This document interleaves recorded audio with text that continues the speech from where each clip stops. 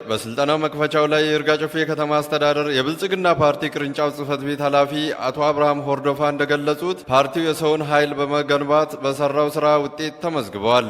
የፓርቲው አመራርና አባላቱም የወሰዱትን ስልጣና ተግባራዊ በማድረግ በሚሰሩበት የስራ ዘርፍ ስኬታማ በመሆን ሀገሪቱ የያዘችውን ውጥን ከግብ ለማድረስ የበኩላቸውን ሊወጡ ይገባል ብለዋል። ሁሉም ሰው እጅ ለእጅ ተያይዞ የአስተሳሰብ አንድነት ፈጥሮ የተግባር አንድነት ፈጥሮ መሄድ አማራጭ የሌለ ጉዳይ ስለሆነ በዚህ ሂደት ላይ የተሻለ ውጤት ያመጣል። ሁሉም ተቀናጅቶ ከተረባረበ በከተማችን ተጨባጭ ብልጽግና ማረጋገጥ እንችላለን የሚል ሙሉ እምነት ይዘን እየሰራን እንገኛለን። በመደመር መንግስት እይታ የዘርፎች ምርታ በሚል መሪ ቃል በተሰጠው ስልጠናም በግብርና ትራንስፎርሜሽን፣ በኢንዱስትሪ፣ በከተማ ልማትና በቱሪዝም ልማት ዘርፍ ርዕሰ ጉዳዮች ላይ ውይይት መካሄዱን የገለጹት የይርጋ ጨፌ ከተማ ምክትል ከንቲባና የስራና ክህሎት ጽህፈት ቤት ኃላፊ አቶ ዮሴፍ አየለ ከዚህ ስልጠና በኋላ ግልጽ ውጤት ይጠበቃል ብለዋል። ሀገሪቱ ለምርታ ለውጥ የያዘችውን እቅድ ስኬታማ ለማድረግ የሚሰጠው ስልጠና ፋይዳው የጎላ መሆኑን ከተሳታፊዎች መካከል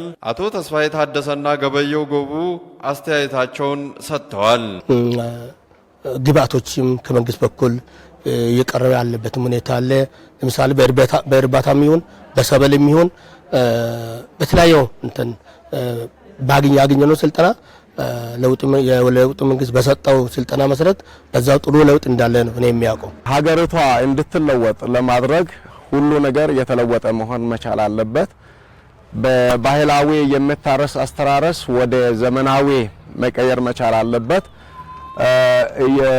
እያዘመንን ከሄድን እድገታችንን በዛው ልክ የሚሆን መሆኑን ነው እንደ አጠቃላይ እኔ የተረዳሁት።